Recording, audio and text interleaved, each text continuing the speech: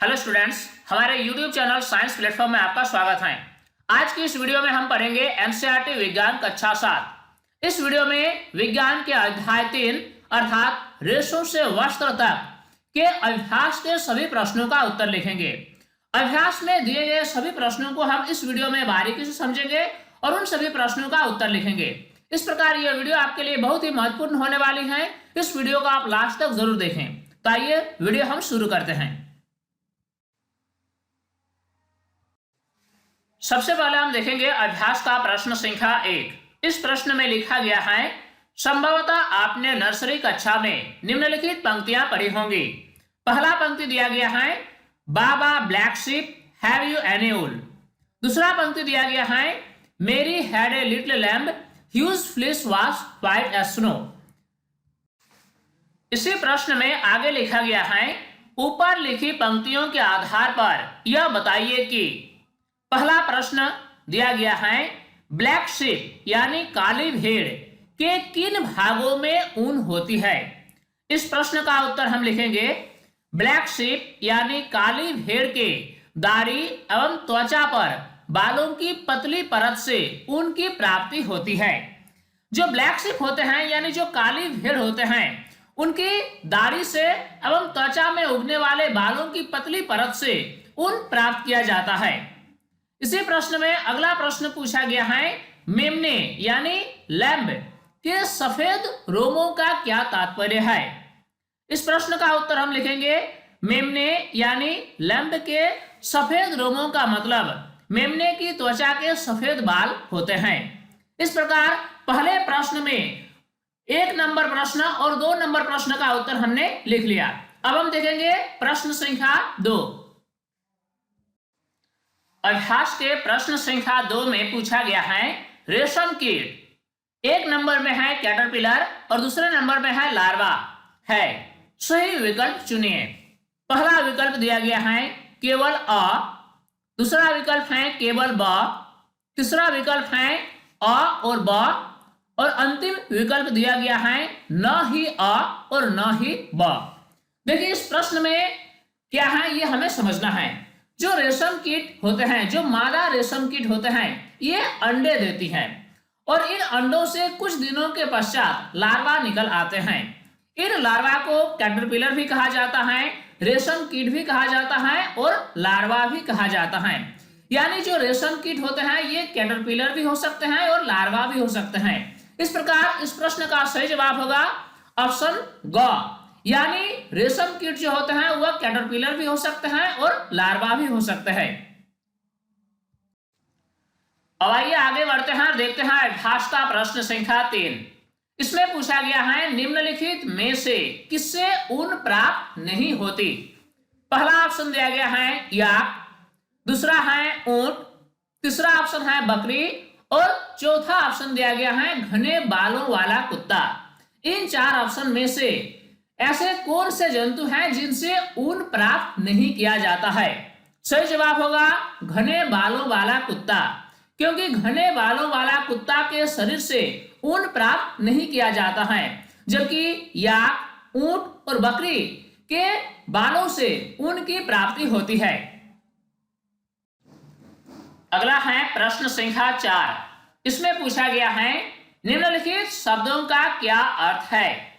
पहला है पालन, दूसरा है ऊन कटाई, तीसरा है रेशम कीट पालन।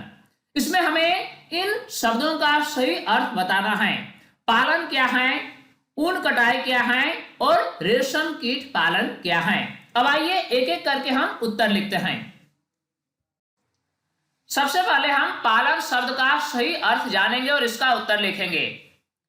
उपयोगी उत्पादों को प्राप्त करने के लिए कुछ विशेष जंतुओं का रख रखाव करना पालन कहलाता है।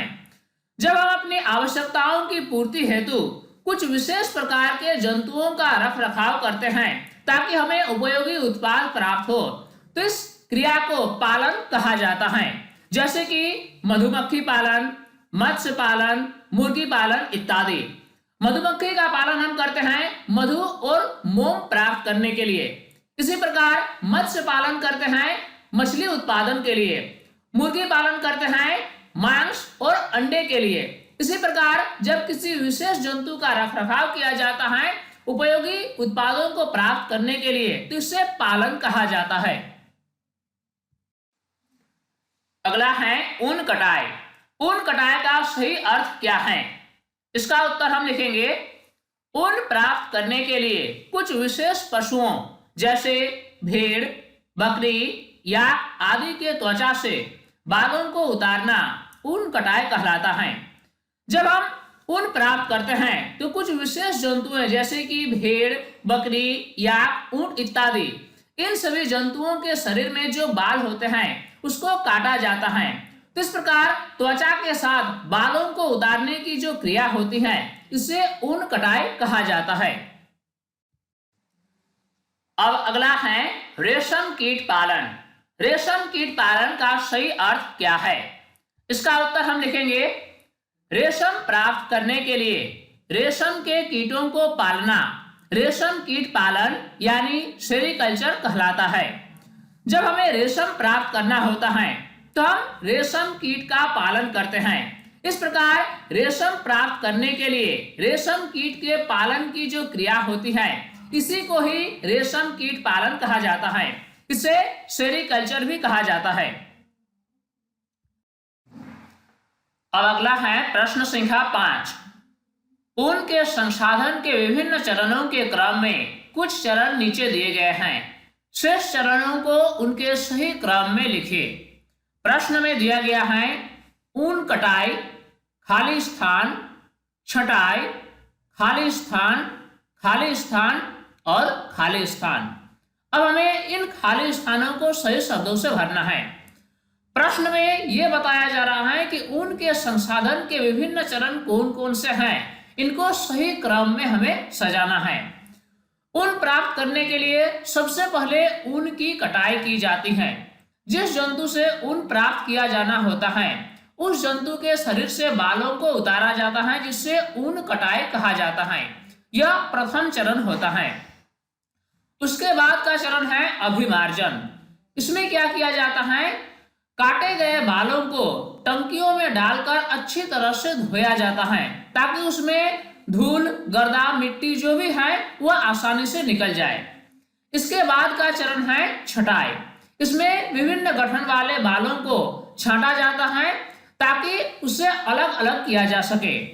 इसके बाद आता है बर की छटाई। छटाई करने के बाद उनमें जो बर पाए जाते हैं इस बर की छटाई की जाती है। इसके बाद वाले चरण में रंगाई की जाती है। खासकर ऊन बकरी, भेड़ या इन सभी जंतुओं से प्राप्त किए जाते हैं। इन सभी जंतुओं से जो ऊन प्राप्त किए जाते हैं ये सामान्यतः भूरे या सफेद रंग के हो सकते हैं, इसीलिए इसकी रंगाई की जाती है। और अंतिम चरण है रीलिंग, यानी जो रेशे प्राप्त होते हैं इन सभी रेशों से धागा बनाए जाते हैं। इस प्रक्रिया को रीलिंग कहा जाता है। इस प्रकार इस प्रश्न में हमने विभिन्न चरणों को सही क्रम में सजाकर हमने प्रश्न का जवाब पूरा किया। अब हम अगला प्रश्न देखते हैं। अब देखेंगे अभ्यास का प्रश्न संख्या 6। इसमें पूछा गया है रेशम कीट के जीवन चक्र की उन दो अवस्थाओं के चित्र बनाइए जो प्रत्यक्ष रूप से रेशम के उत्पादन से संबंधित हैं। जैसा कि हम जानते हैं कि रेशम कीट के द्वारा उत्पन्न किया जाता है। इस प्रश्न में हमें रेशम कीट के जीवन चक्र की उन दो अवस्थाओं का चित्र बनाना है जो प्रत्यक्ष रूप से रेशम के उत्पादन से संबंधित हैं। इसका उत्तर हम लिखेंगे, रेशम कीट के जीवन चक्र की दो अवस्थाएं जो रेशम उत्पादन से संबंधित हैं वह है कैटरपिलर और कोकून। कैटरपिलर क्या होता है? जो मादा रेशम कीट होते हैं ये शहतूत के वृक्ष पर अंडे देती हैं। कुछ दिनों के पश्चात इन अंडों से कीट बाहर निकल आते हैं जिसे लार्वा या कैटरपिलर कहा जाता है। ये दिन रात पत्तियों को खाते हैं और बड़े होते हैं। करीब 25 से 30 दिनों के पश्चात ये कैटरपिलर पत्तियों को खाना बंद कर देते हैं और अपने चारों ओर एक आवरण बना लेते हैं और इसी आवरण को कोकून कहा जाता है। वास्तव में ये आवरण रेशम के रेशे का बना होता है और इसी कोकून से ही रेशम प्राप्त किया जाता है। यानी रेशम कीट के जीवन चक्र की वह अवस्था जो हमें रेशम उत्पादन से संबंधित लगता है वह है कैटरपिलर और कोकून। इस प्रकार इस प्रश्न का जवाब पूरा हुआ। अब हम देखेंगे प्रश्न संख्या 7। प्रश्न संख्या 7 में पूछा गया है, निम्नलिखित में से कौन से दो शब्द रेशम उत्पादन से संबंधित है? दिया गया है रेशम कीट पालन, पुष्प कृषि, शहतूत कृषि, मधुमक्खी पालन और वनवर्धन। इन सभी दिए गए शब्दों में से हमें पहचान करना है कि रेशम उत्पादन से संबंधित शब्द कौन कौन से हैं। इसका उत्तर हम लिखेंगे, पहला है रेशम कीट पालन और दूसरा है शहतूत कृषि। क्योंकि रेशम का उत्पादन रेशम कीट से ही किया जाता है, इसीलिए रेशम के उत्पादन करने के लिए रेशम कीट का पालन करना जरूरी है। इसलिए रेशम कीट पालन जो है ये रेशम उत्पादन से संबंधित है। साथ ही साथ रेशम कीट का जो पालन होता है ये शहतूत के वृक्षों पर ही किया जाता है, इसलिए शहतूत कृषि भी संबंधित है रेशम उत्पादन से। अब हम देखेंगे अगला प्रश्न। अब प्रश्न संख्या 8, कॉलम ए में दिए शब्दों का कॉलम बी में दिए गए वाक्यों से मिलाइए। इस प्रश्न में हमें दो कॉलम दिए जाएंगे, कॉलम ए और कॉलम बी। कॉलम ए में जो शब्द दिए जाएंगे इन सभी शब्दों का सही सही मिलान कॉलम बी में दिए गए वाक्यों से करना है। तो आइए अब हम देखते हैं कॉलम ए और कॉलम बी। कॉलम ए में दिया गया है अभिमार्जन, इसके बाद है शहतूत की पत्तियां, अगला है याक और कोकून। इसी प्रकार कॉलम बी में दिया गया है रेशम फाइबर उत्पन्न करता है, ऊन देने वाला जंतु, रेशम कीट का भोजन, रीलिंग और काटी गई ऊन की सफाई। अब कॉलम ए में जो शब्द दिए गए हैं इन सभी शब्दों का सही सही मिलान कॉलम बी में दिए गए वाक्यों से करना है। तब आइए इसका मिलान करते हैं और हम सही उत्तर लिखते हैं। अब हम इस प्रश्न का उत्तर लिखेंगे। कॉलम ए में पहला शब्द दिया गया है अभिमार्जन। अभिमार्जन क्या है? जब जंतुओं के शरीर से बालों को उतारा जाता है तो इन सभी बालों में बहुत सी गंदगियां होती हैं। इन सभी काटी गई बालों को टंकियों में डालकर अच्छी तरह से धोया जाता है ताकि गंदगी बाहर निकल आए। इस प्रक्रिया को कहा जाता है अभिमार्जन। यानी अभिमार्जन का सही मिलान होगा काटी गई ऊन की सफाई। अगला है शहतूत की पत्तियां। इसके लिए सही वाक्य होगा रेशम कीट का भोजन। रेशम कीट का पालन शहतूत के वृक्षों पर किया जाता है। मादा रेशम कीट जब अंडे देती है तो कुछ दिनों के पश्चात इन अंडों से कैटरपिलर बाहर निकल आते हैं। इन सभी कैटरपिलर शहतूत की पत्तियों को दिन रात खाते रहते हैं और बड़े होते हैं। यानी शहतूत की पत्तियों का सही मिलान होगा रेशम कीट का भोजन। अगला है याक। याक एक जंतु है जो हमें ऊन प्रदान करता है। याक के शरीर से बालों को उतारकर ऊन बनाया जाता है। इसी प्रकार अगला है कोकून, जिसका सही मिलान होगा रेशम फाइबर उत्पन्न करता है। रेशम कीट के जो कैटरपिलर होते हैं ये करीब 25 से 30 दिनों के बाद पत्तियों को खाना बंद कर देते हैं और अपने चारों ओर एक आवरण बना लेते हैं। इस आवरण को कोकून कहा जाता है। वास्तव में यह कोकून रेशम फाइबर का बना होता है और रेशम फाइबर इसी कोकून से ही प्राप्त किया जाता है। यानी कोकून का सही मिलान होगा रेशम फाइबर उत्पन्न करता है। इस प्रकार इस प्रश्न का जवाब पूरा हुआ। अब हम अगला प्रश्न देखते हैं। इस अभ्यास का अगला और अंतिम प्रश्न है प्रश्न संख्या 9। इसमें पूछा गया है, इस पाठ पर आधारित एक वर्ग पहेली दी गई है। रिक्त स्थानों को उन अक्षरों से भरने के लिए संकेतों का उपयोग करिए जो अक्षर को पूरा करते हैं। इस प्रश्न में हमें क्या दिया जाएगा, एक वर्ग पहेली दिया जाएगा। इसमें जो खाली स्थान है उसमें हमें सही अक्षरों को भरकर शब्दों को पूरा करना है। इस प्रश्न में जो वर्ग पहेली दिया गया है यानी जो टेबल दिया गया है वह इस प्रकार है। इसमें प्रत्येक बॉक्स में हमें अक्षरों को भरना है ताकि पूरा टेबल पूरा हो जाए, और इसका भरने के लिए कुछ निर्देश दिए गए हैं। वह निर्देश इस प्रकार हैं।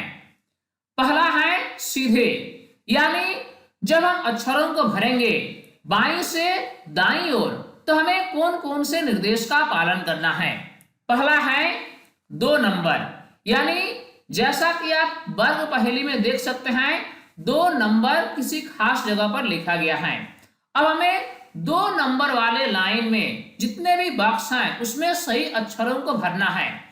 उसमें क्या भरना है, उसमें भरना है कार्तिक ऊन को अच्छी तरह से धोने का प्रक्रम, यानी जंतुओं के शरीर से जो ऊन काटे जाते हैं इस ऊन को काटने का जो प्रक्रिया है उसका क्या नाम है, ये हमें भरना है। इसी प्रकार 3 नंबर में हमें भरना है एक प्रकार का जानता रेशा। 6 नंबर में हमें भरना है लंबी धागे जैसी संरचना जिससे बुनकर वस्त्र बनाते हैं। अब अगला है ऊपर से नीचे, यानी जब हम विभिन्न बॉक्स को ऊपर से नीचे की ओर भरेंगे तो उसमें जो निर्देश दिया गया है वह इस प्रकार है। जब हम 1 नंबर वाले कॉलम को भरेंगे तो हमें क्या भरना है, इससे बुने वस्त्र शरीर को गर्म रखते हैं। इसी प्रकार 4 नंबर वाले कॉलम में हमें भरना है इसकी पत्तियों को रेशम कीट खाते हैं, और 5 नंबर वाले कॉलम को हमें भरना है रेशम कीट के अंडे से निकलते हैं। तो आइए सबसे पहले हम 2 नंबर को भरते हैं, यानी बाईं से दाईं ओर जब भरेंगे तो 2 नंबर वाले लाइन में हमें क्या भरना है, कार्तिक ऊन को अच्छी तरह से धोने का प्रक्रम, इसको अभिमार्जन कहा जाता है। यानी 2 नंबर वाले लाइन में हमें भरना है अभिमार्जन। इस प्रकार हमने अभिमार्जन भर दिया। अब हमें 3 नंबर वाले लाइन में भरना है। इसमें क्या भरना है, एक प्रकार का जानता रेशा, यानी एक ऐसा रेशा जो जंतुओं से प्राप्त होता है वह है रेशम, यानी 3 नंबर वाले लाइन में हमने रेशम भर दिया। अब हमें 6 नंबर वाले लाइन में भरना है लंबी धागे जिससे संरचना जिससे बुनकर वस्त्र बनाते हैं, लंबी धागे जैसी संरचना जिससे बुनकर वस्त्र बनाते हैं उसे कहते हैं फाइबर, यानी 6 नंबर वाले लाइन में हमने भर दिया फाइबर। अब आइए हम भरते हैं ऊपर से नीचे की ओर। 1 नंबर वाले कॉलम में हमें क्या भरना है, जैसा कि निर्देश दिया गया है इससे बुने वस्त्र शरीर को गर्म रखते हैं। इसमें हमें भरना है ऊन, यानी ऊन से जो वस्त्र बनते हैं ये शरीर को गर्म रखते हैं। इसी प्रकार 4 नंबर वाले कॉलम में हमें भरना है इसकी पत्तियों को रेशम कीट खाते हैं। किसकी पत्तियों को रेशम कीट खाते हैं, शहतूत की पत्तियों को रेशम कीट खाते हैं, यानी 4 नंबर वाले कॉलम में हमने भर दिया शहतूत। इसी प्रकार 5 नंबर वाले कॉलम में हमें भरना है रेशम कीट के अंडे से निकलते हैं। रेशम कीट के अंडे से क्या निकलते हैं, कैटरपिलर, यानी 5 नंबर वाले कॉलम में हमें भरना है कैटरपिलर। इस प्रकार जितने भी संख्या दिए गए हैं जैसे कि 1, 2, 3, 4, 5 और 6 सभी कॉलम को और सभी लाइनों को हमने भर दिया। इस प्रकार इस प्रश्न का जवाब पूरा हुआ और ये प्रश्न खत्म हुआ। तो स्टूडेंट्स, इस वीडियो के माध्यम से हमने अभ्यास में दिए गए सभी प्रश्नों को बारीकी से समझा और उन सभी प्रश्नों का उत्तर लिखा। उम्मीद करता हूं इस वीडियो से आपने काफी कुछ सीखा होगा और ये वीडियो आपको पसंद आई होगी। ये वीडियो आपको कैसा लगा आप हमें कमेंट सेक्शन में जरूर बताएं। साथ ही इस वीडियो का आप लाइक जरूर करें। अगर अभी तक आप हमारे YouTube चैनल साइंस प्लेटफॉर्म को सब्सक्राइब नहीं किया है तो इसे अभी सब्सक्राइब कर लें और नोटिफिकेशन बेल को ऑन करके ऑल पर सिलेक्ट कर लें ताकि हर नए वीडियोस की अपडेट्स आप तक आसानी से पहुंच सके। स्टूडेंट्स, तब तक के लिए बाय।